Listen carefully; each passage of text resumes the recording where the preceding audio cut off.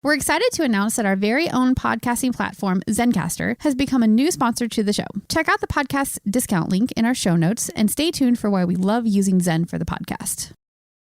You're listening to the Archaeology Podcast Network. Hello and welcome to the Archaeotech Podcast, episode 133. I'm your host, Chris Webster, with my co-host, Paul Zimmerman. Today we bring on former guest Parker VanValkenburgh and Andy Dufton to talk about big data in archaeology. Let's get to it. Peter VanValkenburgh is an archaeologist whose research focuses on landscapes, politics, and environmental change in the early modern world, particularly in late pre-Hispanic and early colonial Peru. He received his PhD in 2012 from Harvard University and previously held positions at the University of Vermont as an assistant professor from 2013 to 15 and Washington University in St. Louis. Among other projects, he is currently the director of a large project that is an investigation of long-term human-environmental interaction in Peru's Chachapoyas region. I'm saying that all wrong, and I'm not even attempting the name of the project he's the director of. Sorry, we'll have that in the show notes. But they've got remotely sensed data sets and work with contemporary communities in the provinces of Luya, Chachapoyas, and Bongara in the Amazonas in Peru. He's also the director of the geospatial platform for Andean culture, history, and archaeology. At Brown, he directs the Brown Digital Archaeology Laboratory, and we've got that linked in the show notes. And he teaches courses on geographic information systems, cartography, critical digital archaeology, the politics of space and landscape, historical anthropology, and the archaeology and anthropology of the Andean region. Now, Andrew Dufton is a lecturer in Roman Archaeology and History at the University of Edinburgh. He received his PhD in archaeology from the Joukowsky Institute for Archaeology and the Ancient World at Brown University, and previously held a position as a visiting assistant professor at NYU's Institute for the Study of the Ancient World. His research interrogates the long-term dynamics of urban change in North Africa from the Iron Age into late antiquity. This work highlights the diversity, haphazardness, and improvisation that best characterize urban life in both ancient and modern contexts. He has excavated and surveyed sites in the U.S., the UK, and across the Mediterranean, including acting as a surveyor and geospatial data manager at the Imperial Villa and Medieval Monastery at Villa Magna, 2006-2010, at the Tunisian city of Utica, 2011 to present, and with Brown University at Petra, Jordan, 2012 to 2014. I'll hand it off to myself to get started with the show. All right, welcome back to the Archaeotech Podcast. Paul, how's it going? It's going okay. It's we're recording on July 14th, I think, right now. We're kind of settling into the rhythm of summer and enjoying getting outside and getting some sun and, still doing the work at the school and all our summer projects, but it's eased up a little bit for the time being. How have you been? Not bad. It's all fun and games in New York as you guys pull out of the coronavirus, but the rest of the country, I think, is going right back into it. So I'm over in Oregon right now as we're traveling around in our RV. We're actually not traveling, just not to alarm people. We're actually at my parents' house in Oregon. Stayed here for a few weeks now, and yeah, they just went full mask policy, starting to roll back restaurants and things like that. So luckily we bring our kitchen and all our supplies with us everywhere we go now, so we don't have to worry about too much. I love isolating wherever I can, wherever I want to be. That makes social isolating a lot better, is when you can just bring your home with you and go park next to the ocean for a little while. That's pretty nice. And podcast. I'm podcasting from here right now. It's amazing. Let's talk about data, though, because that's way more interesting than RVs, isn't it? Big data. For everybody but you, probably. That's right. We just lost our entire audience. No. So let's talk about that. So we've got one of our guests today is Parker VanValkenburgh, and he was on another podcast, which we'll link to in the show notes. But Parker, I think you guys were on probably a year ago at this point. I can't even remember when, to talk about some of your research. And then we're also bringing on Andy Dufton, who is working together with Parker. And so, but first, before we get any farther, Parker and Andy, welcome to the show. Thank you. Thanks very much. Yeah, and we're spread out all over the country, too. I know Parker's over on the East Coast. I think I heard him mentioning that. And Andy's over in Scotland, and I'm on the West Coast, and Paul's also on the East Coast. So this call should go smoothly. Nothing could possibly go wrong. Nothing could possibly go wrong. So we're going to talk to you about a couple different things here, but one of the things that we were given as a piece of information about you guys was this, what we're calling this JFA Supplement 45. Why don't we start by talking about that? Tell us what JFA 45 is, what you guys did for for it, and we'll get into it. Yeah, sure. This is an open sourced special issue of the Journal of Field Archaeology, which, incredibly thankful to Christina Luke, the editor there, who made it possible for us to do this open sourced. And it's based on an SAA session that Andy and I co-organized at the last in-person SAAs last year. I guess we didn't really have one this year, so it doesn't count. It's the last SAAs ever, yeah. Yes. Last in the sense of it, right? The idea for it started really actually out of some conversations that Andy and I had at Brown University that were right on the back of a previous session he had organized at the Computer Applications in Archaeology session. So I'll pass the baton to Andy to let you know kind of how that came together. Yes, so there was a session organized in 2017, I guess, at the Computer Applications in Archaeology in Atlanta with my colleague and old coworker when I used to work in London, Jess Ogden, about decolonizing digital archaeology. And so it was a series of speakers sort of talking about the ethical implications of various aspects of digital archaeology and how we might tweak them or sort of change our practice to understand the ways that digital archaeology is recreating some of the colonial paradigms that we wouldn't necessarily accept in field archaeology. And yet, nonetheless, we're sort of accepting unquestioned in some cases in digital archaeological stuff. And there was a lot of dialogue there specifically about remote sensing information. And there was some mild pushback on Twitter about whether we should even be having these conversations at all. And this sort of led to Parker and I having this discussion in person at Brown about how we can sort of continue this dialogue, because it's a thing that we felt was super essential, I guess, for archaeologists adopting these technologies.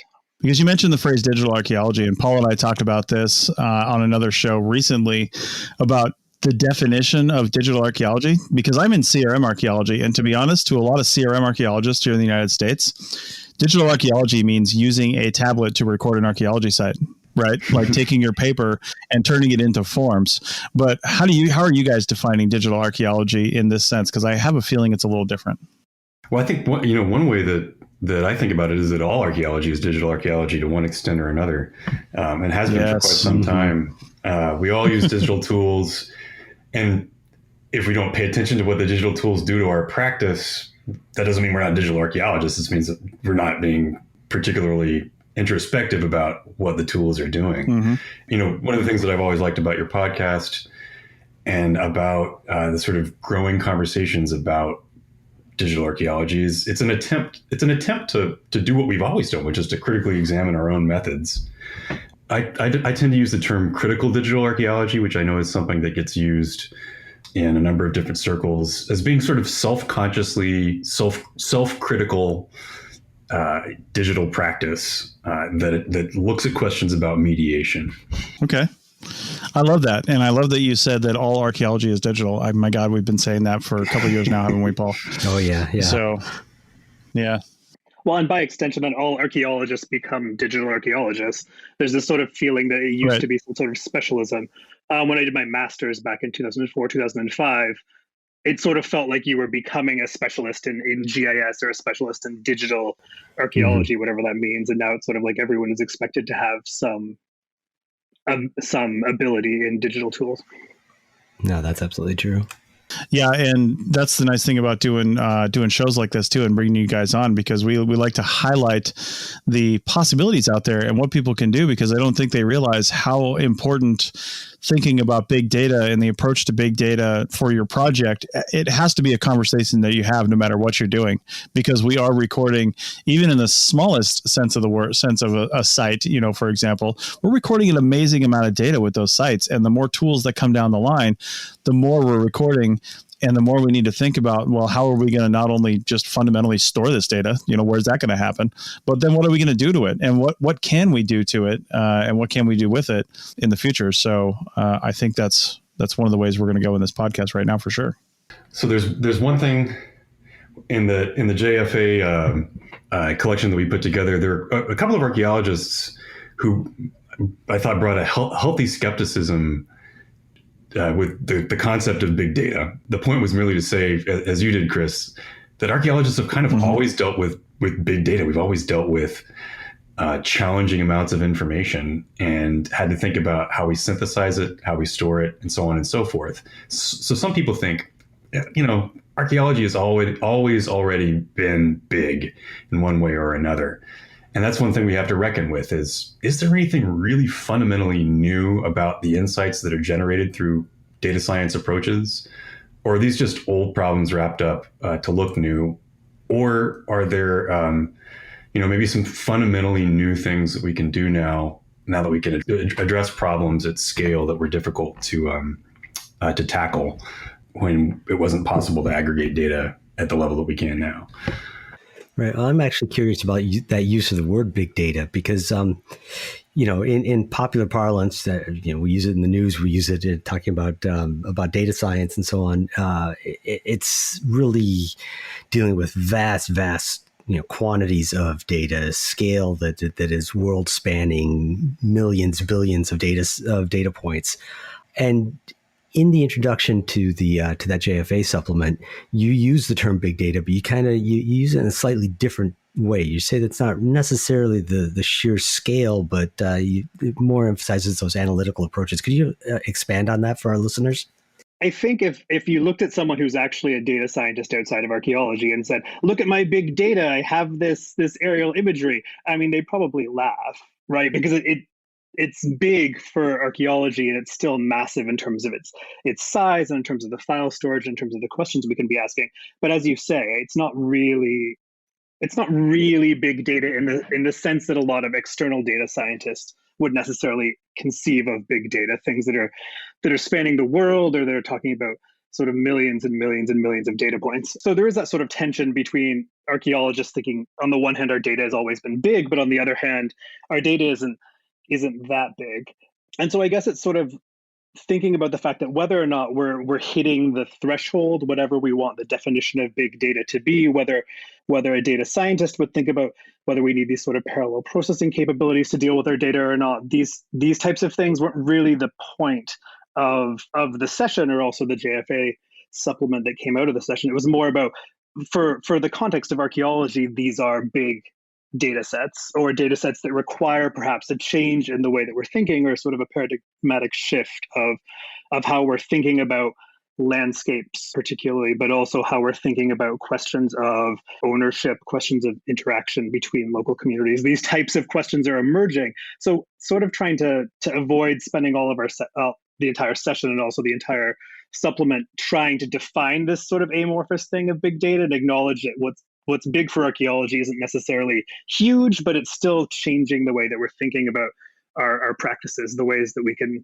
understand or sort of see archaeological landscapes. Yeah, sure. I mean, I couldn't agree more. The sense that what big data, we did really want to sort of avoid the question of slapping a label on what was big and what was medium sized and so on and so forth, and focus really on what are people actually doing with this stuff, and what are some sort of new interpretive and ethical problems that are coming out of work that may not yet be fully taking advantage of what data science approaches can bring to archaeology, but are still pushing us in new directions. My sense is that initiatives like TDAR and Open Context are trying to get us to the point where archaeologists can make use of the kind of most robust approaches of data science. But we're dealing with, there's some basic problems of aggregation that we still deal with that you don't face, say, I don't know, when you're dealing with databases of DNA, where there's a kind of built-in modularity to it. Everybody calls a certain molecule the same thing, but we may disagree about what a potsherd is, and therefore we code it differently. Yeah, that's a problem in and of itself for sure. Is calling things different things. We've had interviews with Eric Kanza before too, from Open Context, about how they handle data as well. It's always a big issue. One of the things you mentioned though in the article that I wanted to get at here, and you were just alluding to this, is what kinds of things we can do with the data. And one particular example I can think of here not here, but when I'm in Nevada working, is an archaeological site consists of two artifacts or features or a combination of the two in 30-meter radius of each other. So keeping that in mind, if you have one flake, for example, one prehistoric flake, a lithic, and it's just hanging out there, that's recorded as an isolate. And an isolate in and of itself doesn't really tell you a whole lot of information. But when you record an isolate every couple hundred meters over this, 10,000 square miles, that might tell you a little bit more information about what's going on there. But what kinds of questions have you guys identified that can be answered from these big data approaches that you just really can't answer any other way? Something similar to that. Is there anything you guys have identified? Because I know you mentioned that in the beginning of this article, and then maybe what problems are associated with that as well, but we can get to that later. One approach or one question that is close to home is the subject of a paper in this JFA themed issue written by Steve Wernke, myself, and our colleague Akira Saito. And Steve and I both are interested in the forced resettlement of indigenous people in colonial Peru. Around 1572, this particular viceroy named Francisco de Toledo tried to move what we think was between 1.5 and 2 million native Peruvians into planned towns called reducciones. Steve's work and my work have focused on examining what the kind of local consequences of this process were in a couple of different valleys in Peru, but we haven't really understood how this phenomenon took shape globally and what some of the major differences in regional articulations of the program were. And so what Steve did beginning really 3 or 4 years ago now is to begin to design 2 digital tools that would enable us to aggregate information about this phenomenon, the general resettlement of native people in Peru, also known as the Reducción General. And it turns out that there's this census that was taken around the same time of the resettlement. It's partial, it's problematic, it's a colonial document, but there's a bunch of information in there about the names of specific planned towns, how many people lived in them, and so on and so forth. So Steve had his research assistants painstakingly go through and locate as many of these towns as they could. And lo and behold, although, again, this is not a data set that somebody working in data science and industry would think is all that big, we had the locations of 800 towns. And then we said, what would be really interesting is let's take a look at the relationship between these towns and where we know the existing Inca road system was located. And the Peruvian government, through an initiative called the Proyecto Capacñan, has been trying to map the entirety of the Inca road system. So we threw that into our GIS. We threw in these points that represent the locations of these 800 plus sites of forced resettlement, and then compared the location of the points to the road to the location of 800 plus randomly placed points. And sure enough, there's a significant spatial association between the locations of these colonial planned towns and the Inca road system. And what we think that shows at scale is that the Inca road system was really kind of it was the circulatory system that also fed the Inca Empire. When the Spanish moved into Peru, they used existing infrastructure as really the host that they colonized. And the association, I mean, you could show this at the scale of an individual valley, but the pattern wouldn't be all that convincing. It's at the scale of the entire empire that it becomes a really salient and interesting phenomenon. And it's those types of questions that have to do with these massive political machines like the Inca Empire that I think these quote unquote big data approaches oftentimes hold the most promise for solving. Well, on that note, before we discuss the issues with big data and things that can go wrong, or things we shouldn't be analyzing, I don't know. We'll talk about that.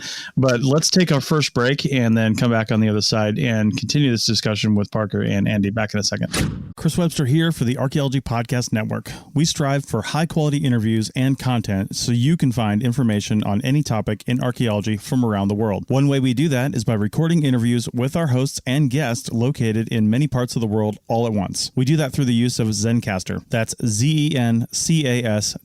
Zencastr allows us to record high-quality audio with no stress on the guest. Just send them a link to click on, and that's it. Zencastr does the rest. They even do automatic transcriptions. Check out the link in the show notes for 30% off your first 3 months, or go to zencastr.com and use the code Archaeotech. That's ARCHAEOTECH. Labor Day weekend sale is on at Tanger Outlets. Score up to 70% off at top brands like Nike Factory Store, Crocs, J. Crew Factory, Gap Outlet, and so many more. Refresh your wardrobe with the latest arrivals for less from all your favorite brands this Labor Day weekend. Tanger Outlets, always on trend, always on sale. Plan your trip at Tanger.com. Are you ready to launch your career to new heights? Visit careers.dish.com/technician now and uncover a world of exciting opportunities waiting just for you. From cutting-edge technology to a supportive work environment, Dish has everything you need to thrive. Don't wait any longer to kickstart your next opportunity. Apply today and join the Dish family where innovation meets opportunity. Visit us online at careers.dish.com/technician. Your future starts now. Hi, welcome back to the Architect Podcast, episode 133. Today we're talking with Parker VanValkenburgh and Andrew Dufton. We're discussing issues around big data, things that they were looking at closely in a recent JFA Volume 45 Supplement 1 that came out earlier this year in 2020.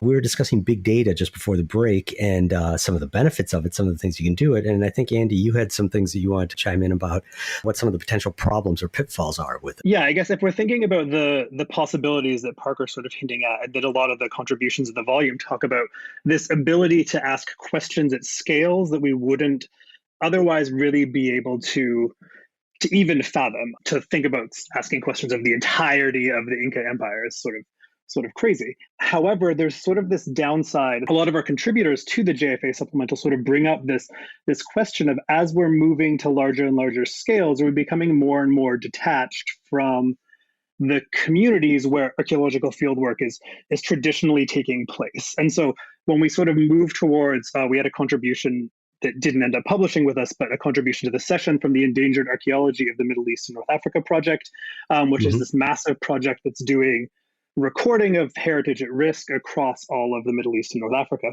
And there's this sort of question of, as we're doing these kind of top-down satellite level imagery recording, what are we losing? The concern that's raised by a number of people is that we're losing this idea of the relationships with local community members. We're losing the understanding, sort of an embedded knowledge of what archaeological landscapes are like. These are things that aren't only possible to be represented from satellite imagery. They're represented through engagement with the landscape, through engagement with the people.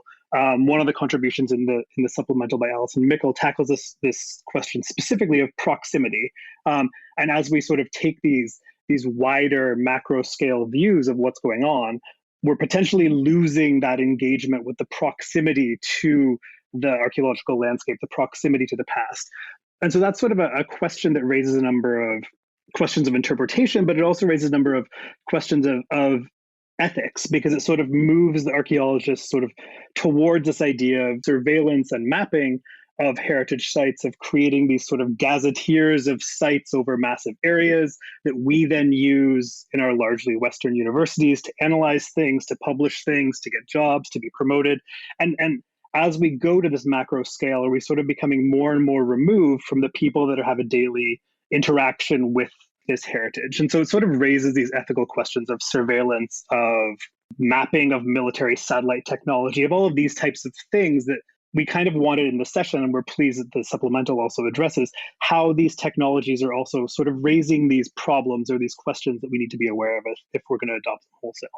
Yeah, I like that question, that line of questioning, which is definitely highlighted in the article, in the intro article to the supplement, is not just concerned with the practical effects, which it certainly is, but also, as you said, the ethical implications of it. And, we're at a point, I mean, certainly people have talked about ethics in archaeology for a while, but it feels to me that we're at a point in our field right now that just like digital and archaeology really shouldn't be a separate thing, digital archaeology versus archaeology in general, ethics in archaeology is becoming more and more foregrounded and an acceptable part of the discussion. Why are we doing things? How are we doing things? How does that benefit the local community or harm the local community?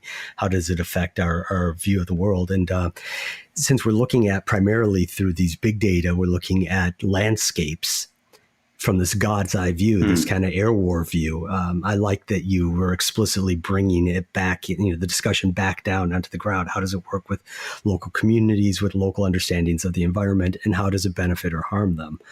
Was there a particular example from the supplement that you thought really highlighted that nicely?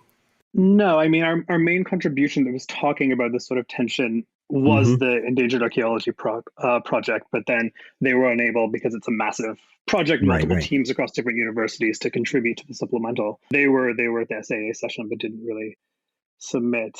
I guess the Alison Mickle contribution, about I forget what it's called specifically, about the proximity of local communities to big data. It's sort of really questioning this element of what is a satellite image to people who live at an archaeological site, or people that are living day to day in archaeological landscapes, because that's their lived experience. Do they care about these ideas of macro scale understandings of connections between sites or wide scale landscapes?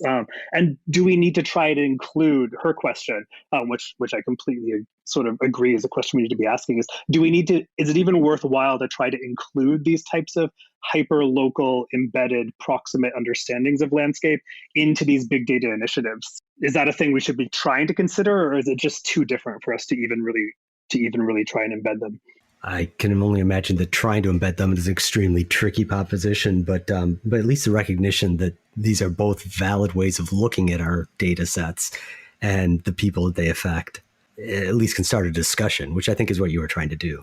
Yeah, definitely. The intent was never to create any kind of final word on these questions, either in the session or in the supplemental that emerged from it, as much as Parker can agree or disagree. He agrees. We'll see. But I personally feel like there's a tendency in digital technologies to sort of adopt things whole scale without necessarily always asking the same ethical questions that we've come to ask of other types of field work. And so it's assumed in fieldwork situations that you need to have some sort of feedback or interaction or connection to the local communities of the places you work. That's an ethical imperative to what you're doing. And I don't know that there's the same ethical imperative when you're just talking about mapping sites from Google Earth. And I think there should be a question asked of, if we're just mapping sites from Google Earth, what is the ethical imperative? How do we make it so we're not just surveilling people outside of their homes and judging how they're interacting with their own surroundings for our own sort of heritage or whatever purposes, archaeological purposes? I was really struck when I took a class in graduate school with Chris Matthews, the historical archaeologist, and he put up a picture of Edmund Hillary and asked the class why archaeology matters. And he gave us an answer that echoed Hillary, because it's there. And what he meant is that it happens somewhere. Like, what's powerful about archaeology is that you can point to the ground and say, this is where this happened, and here is a piece of the past, and we can be here together, and we can have a difficult conversation about it. And you're held to ethical standards that you're not when you're working at a distance. So I mean, what Andy's talking about is when you're disembedded from that standard context in which archaeology is done, and it feels like you have the luxury of not examining ethical questions, you're still in place somewhere. There is no such thing as a God's eye view. The God's eye view is a place, is produced through very specific technologies that are controlled from really specific rooms that are run by people who have guns. So there's this, one of the things we try to do in that article is to draw on some feminist literature and science and technology studies that sort of says, let's actually try to put people back in place. That it's a challenging thing to do when you're working with satellite imagery, but I think we can get part of the way there by being honest about where the data come from, and in trying to explore what happens when we put our interpretations out in the world, particularly without asking for localized consent. We're talking, primarily in this conversation about satellite imagery, but it wasn't even other aspects that emerge in the supplemental, or that other things that we sort of unequivocally see as being good for archaeology, like open data or the accessibility of these archaeological data sets, can have the same sort of ethical implications that we don't necessarily think of when we're sort of first sort of pushing for this type of open data. So one of the contributions by Gupta and colleagues looks at the fact that in questions of Indigenous archaeology in Canada, their case studies based, the pressure to put archaeological data in these open access databases at the provincial level or the federal level can sometimes run completely contrary to the wishes of the First Nations people whose heritage it actually is, right? And so there's the tendency to sort of see open data as good, accessible, everyone can have it, everyone gets it, everyone can use it, it's shared heritage. But even these things that seem to be unequivocally good still have these underlying ethical questions that need to sort of be tackled. So it's not just about the aerial photography where we're bringing this stuff up, but it's sort of a number of these different themes are cross-cutting across the supplemental, where we need to really assess the greater good of these things. Yeah, there is also within computer science, there's a whole question now of the ethical considerations of open source. There's been a big brouhaha around GitHub and Microsoft with things that have been used, open source projects that have been used by ICE and the military against the intended wishes of the original authors. So, these kinds of unexpected consequences that we have with something that we tend to see as, from our privileged position as being good, open source, open access, sometimes when you scratch the surface have effects on other people in ways that we didn't originally intend or ever hope for. Big time. Well, open access doesn't mean that equal access, right? So this idea that, everyone can see Google Earth. Well, it doesn't mean everyone does see Google Earth, right? Or everyone uses it the same way. And so just because it can be downloaded doesn't, I think it's sort of a cop-out. And the same thing for open access. Just because it's open access doesn't mean that it's not controlled by a very certain paradigm of data and structure and openness and a very certain value system that doesn't necessarily represent the Indigenous value system. I thought the point made earlier about the data sets coming from a particular location, that also rung true with me, because mapping work I've done in the Middle East, all started with, French cadastral maps in Syria, so colonial power, British landscape maps in South Yemen, and so that's also another colonial power. Hell, even the GPS that we use is originally a military technology. We're all comfortable on some level until I guess we start scratching the surface and wonder what the ethical considerations are then of these data sets. Yeah, absolutely. I mean, mapping for me, the French colonial North Africa, same thing where my field work is. It's entirely a colonial exercise, the original mapping of these heritage sites. Yeah, and I think, this is something that we wrangle with. There's been a tendency, to the obvious polar opposite response to technological utopianism is to be dystopian about it and to be really highly skeptical and say, anytime you're using these technologies in one way or another, you're reinforcing these forms of vision that have historically been really violent. But I think there's some interesting ways in which people use these forms of vision. They turn them back on the apparatuses that build them. There was this great exhibit on campus here called Drone Warriors that was about the use of drones at Standing Rock. A really fascinating engagement with this question of how drones can be used by people who traditionally don't have access to power. I think that, clearly the kind of scholarship that we have in this issue isn't sort of the epitome of that example. We do try to get at questions about how some patterns may emerge through the application of big data approaches that push back against the dominant power structures that enabled some of this data to be built. So I think we do have to be careful. Bill Rankin says this in his book After the Map, which deals with the development of GPS in the last couple of chapters. He sort of says it's true that GPS is this military technology, but that's not necessarily baked into it. And there are all sorts of ways in which GPS has unexpected impacts on people's experiences of space that don't necessarily follow from its initial applications. So back to the idea of big data, Parker, you're using what you're terming big data to look at colonial impacts on the indigenous population in Peru.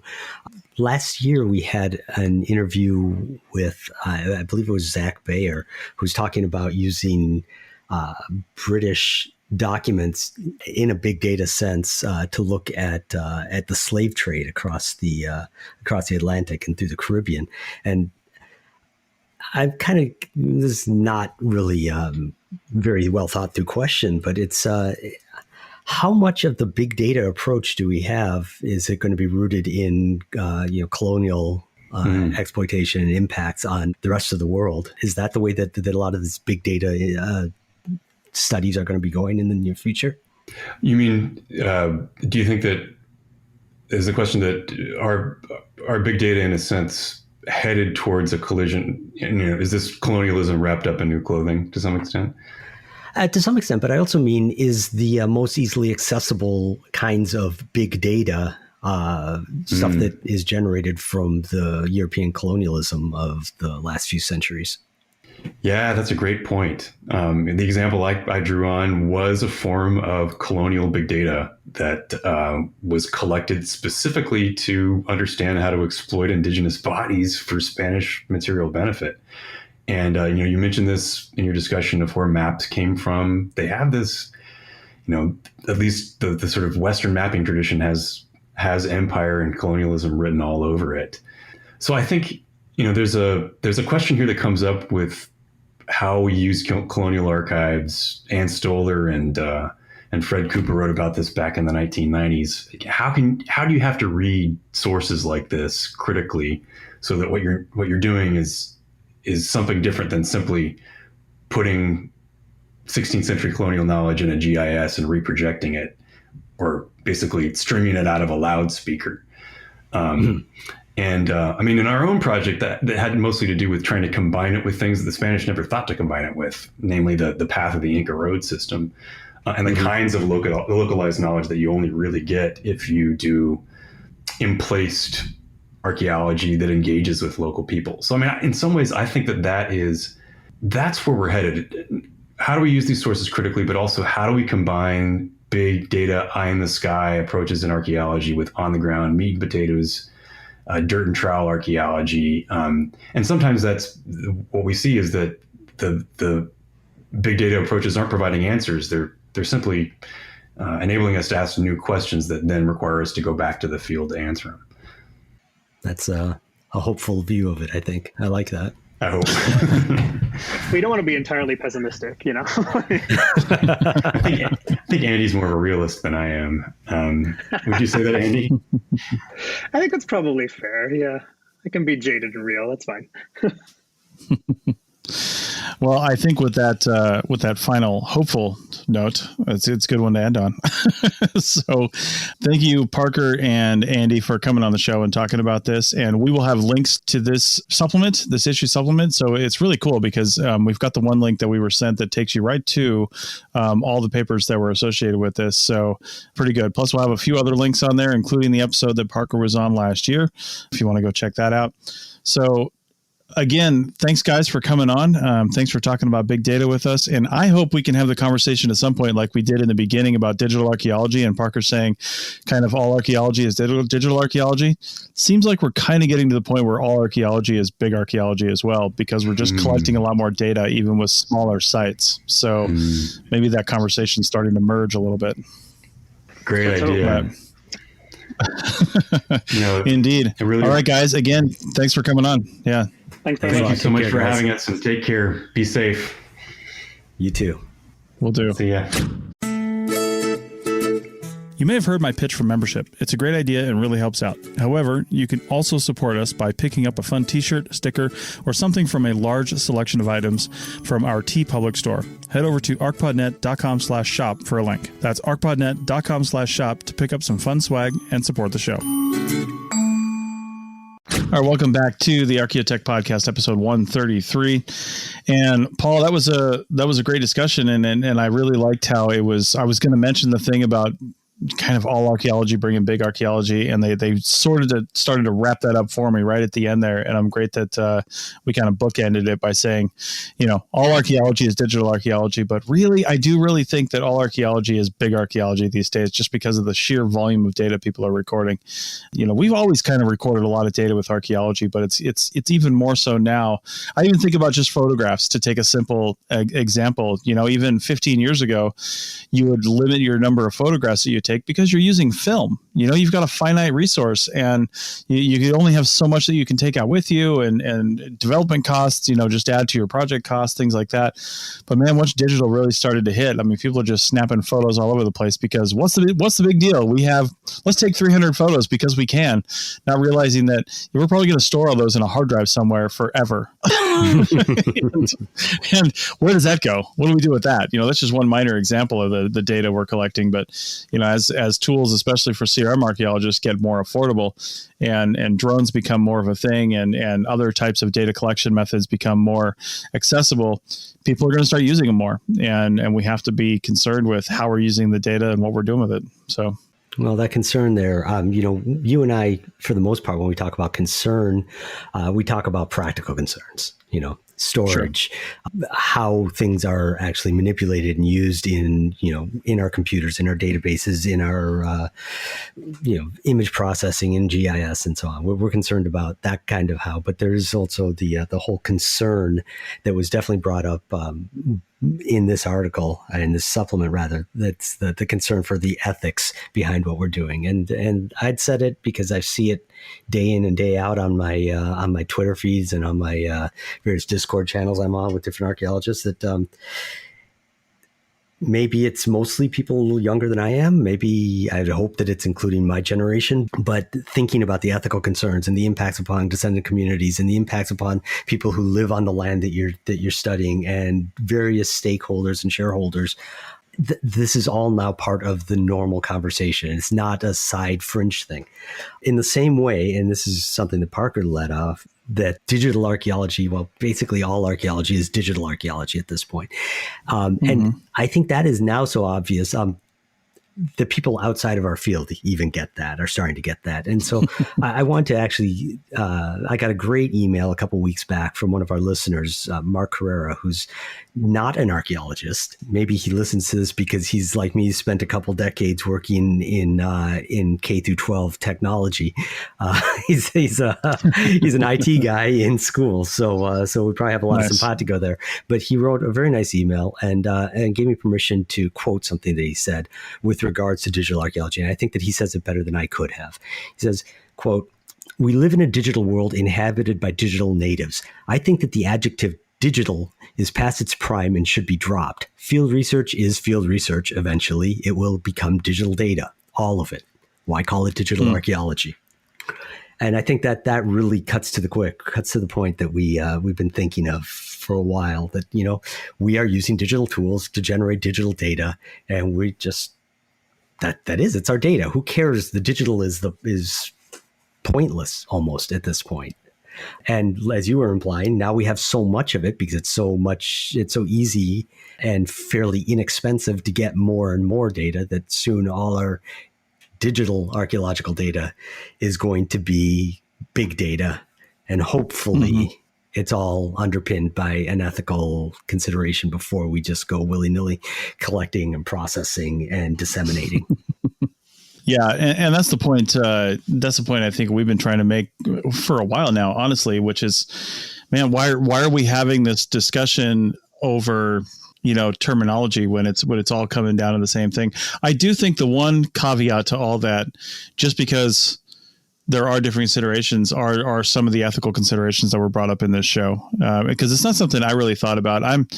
I'm kind of a data guy when it comes down to it, and I like the science of it and looking at it. And sometimes I don't pay attention to those bigger concerns. Like I think one of the things they were mentioning is, how do some of the people whose ancestral relationships and history that you're trying to analyze, how do they feel about you taking these massive data sets and generalizing across a large landform, right? I mean, that's that's kind of bad. It's basically stereotyping. And if we're trying to generalize across a landform based on certain things, we might not be getting the whole picture. And we got to think, well, what question are we trying to ask? Like my example of, the one flake hanging out on the landscape in Nevada, well, there's 10 million of those, right? And if we can map all those, maybe we can answer some bigger questions. But you know what? Maybe we can't, because maybe all those cultures have that same practice, because let's be honest, it's a flake. You retouch as you're walking along, you do different things. You're going to drop a flake here and there. Maybe the flake was transported by somebody's shoe or a cow hoof or something like that. I mean, you don't know how it got there. And you probably can't answer a big generalizing question other than the fact that were people here? Yes, no. Yes, they were, because flake exists. But other than that, you really can't make any cultural determinations, because there were so many different cultural groups lumped into small areas. Because as we mentioned in Peru, before we even started talking, we were talking about Peru because Parker's done work down there. It's all valleys. Nevada is all valleys. You could have one Paiute cultural group in one valley and a completely different one in another valley, and they'd have little communication between each other culturally. So those are the big concerns we got to be concerned with, I think, and that's something that I haven't really thought about that much, to be honest. No, I haven't thought about that deeply, but I have thought a lot about your example of the density of sherds or whatever, and the legal ramifications of it. And I do think that any of us that were doing our dissertation research in the late 90s, early 2000s, one of the big questions was, how do you define a site? So people generally went with certain densities. And I'm increasingly coming to the opinion that site is a pretty useless notion. And what I mean by that is that in my own work, I'd come across a roadway. Well, a roadway doesn't necessarily have a particular density. It's a linear feature that is definitely man-made on landscape.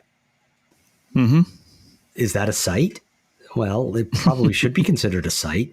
But then with the sherd scatters and lithic scatters and such, it used to be that below a certain threshold, it was, to use the same analogy that you're using with your digital photography versus film photography, it was a limited resource. Now it's pretty easy to just put a note, GPS point, whatever, you put it into your digital notebook and move on, and then eventually dump that all into a GIS. And so I think that's where it starts to come back around to your notion of all our archaeological data, our big data potentially, is that if we make it so easy to collect these things, these data, why don't we? And we probably do, barring certain legal considerations. And to bring it all back around, hopefully we have an ethical understanding of what and why we're doing it.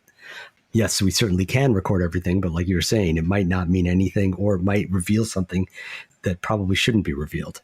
Mm-hmm. And no, I don't mean the mummy's curse.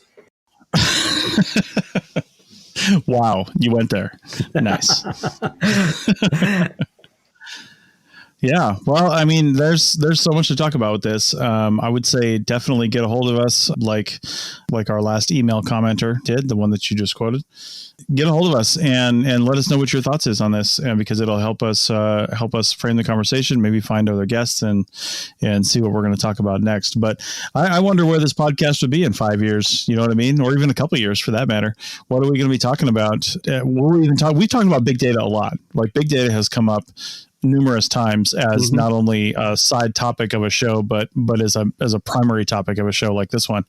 And, similar to digital archaeology, I mean, I can remember when you first came on the show, Paul, and before that, it was all talk about tablets and what kind of tablets should we use for archaeology and different programs and things like that. And that's not even a question anymore, and that's a real short period of time where that's not a question. Now, CRM archaeologists are still a little bit behind the curve on actually implementing some of that stuff, but more and more firms are coming into the idea that they really should be recording digitally, not just because it's 2020, but because it's just more efficient that way, and you're able to do more things with the data if it's born digital versus becomes digital later on. So yeah, it's interesting to think about where we're going to be in the future with all this. So any other final thoughts on big data, Paul? So let's wrap up big data forever. We're done with it. Wash your hands. Wash your hands. Yeah, that. I mean, that really is big data right there. Let's talk about the coronavirus. Yeah, my God. Really is. Anyway, yeah.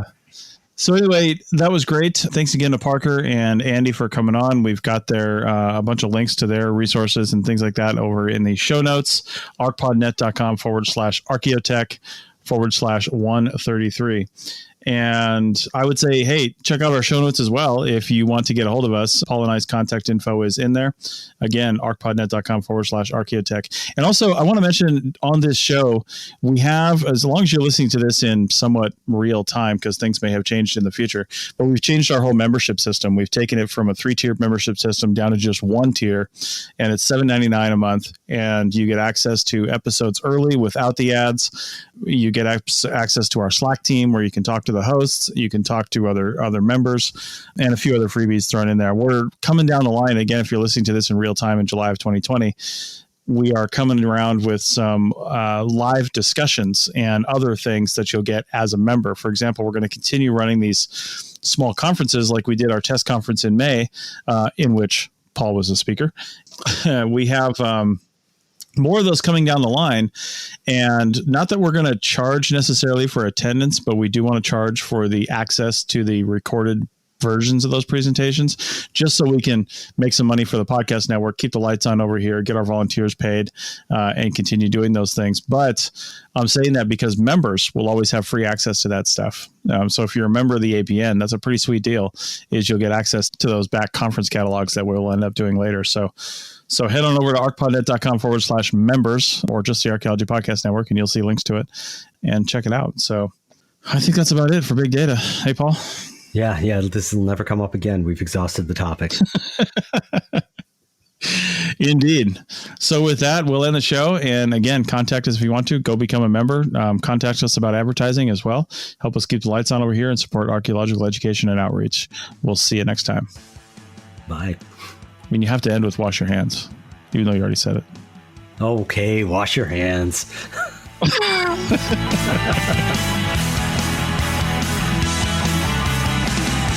Thanks for listening to the Archaeotech Podcast. Links to items mentioned on the show are in the show notes at www.arcpodnet.com/archaeotech.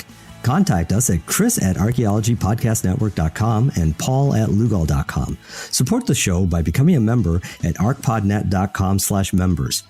The music is a song called Off-Road and is license free from Apple. Thanks for listening.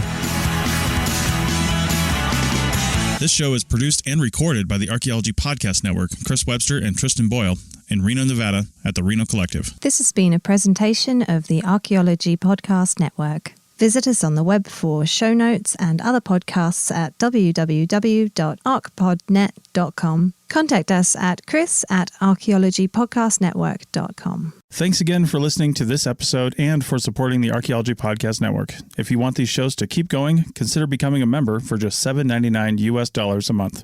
That's cheaper than a venti quad eggnog latte. Go to arcpodnet.com/members for more info. The Labor Day weekend sale is on at Tanger Outlets. Score up to 70% off at top brands like Nike Factory Store, Crocs, J. Crew Factory, Gap Outlet, and so many more.